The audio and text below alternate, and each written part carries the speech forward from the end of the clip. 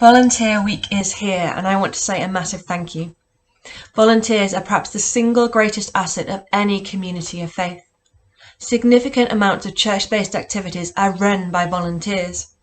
I myself have been a volunteer in many capacities in my own faith journey: cake maker, photographer, and youth leader, to name a few. For me, volunteering in church is a form of discipleship, in that Christian growth is helped through the activities of volunteers. And reflecting together with volunteers on how their service is making a difference and talking about how they've grown helps put those volunteers on a discipleship path for growing and serving. I don't think I'd be here today if my incumbent hadn't done just that with me. This reminded me that Jesus' teaching of the disciples involved them having to face challenges, even where Jesus could have completed the tasks for them. Think about Matthew chapter 10.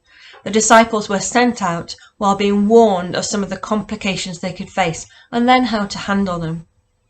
Jesus prepared them for their later ministries and the challenges that would come through their actions. While God is doing far more than we tend to realise, He's also using us in that work. I'm often reminded that God calls all of us to be involved in His work, such as in the Great Commission, go make disciples. Volunteering is one of the places we can do this work that leads to growth and is obedient to God's calling. I really enjoy the story written by the theologian Søren Kierkegaard about a community of ducks waddling off to duck church to hear the duck preacher. And at the service, the duck preacher speaks eloquently of how God has given the ducks wings with which to fly. With these wings, there was nowhere the ducks could not go. With these wings, they could soar high into the sky. Shouts of amen were quacked throughout the duck congregation, and there was real excitement at the wonderful gifts that God has given them. And at the conclusion of the service, the ducks left commenting on the wonderful and amazing message. And then they waddled back home, but they never flew. Using the gifts of God to the full is not easy. It takes trust, courage, faith. The ducks never saw the possibilities of flying because they never tried it. We have been given gifts by God to use for our enjoyment and fulfillment, but also for His glory. Taking the opportunity to volunteer is also growing in discipleship as we use our gifts for God's glory.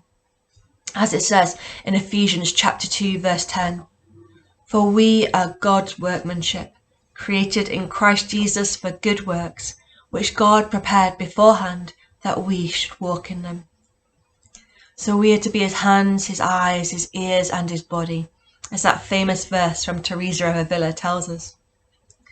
Christ has no body but yours, no hands, no feet on earth but yours. Yours are the eyes with which He looks compassion on this world. Yours are the feet with which He walks to do good. Yours are the hands with which He blesses all the world. Yours are the hands, yours are the feet, yours are the eyes, you are His body. Christ has no body but yours. So a huge cheer from me to all our volunteers and disciples in our churches and diocese.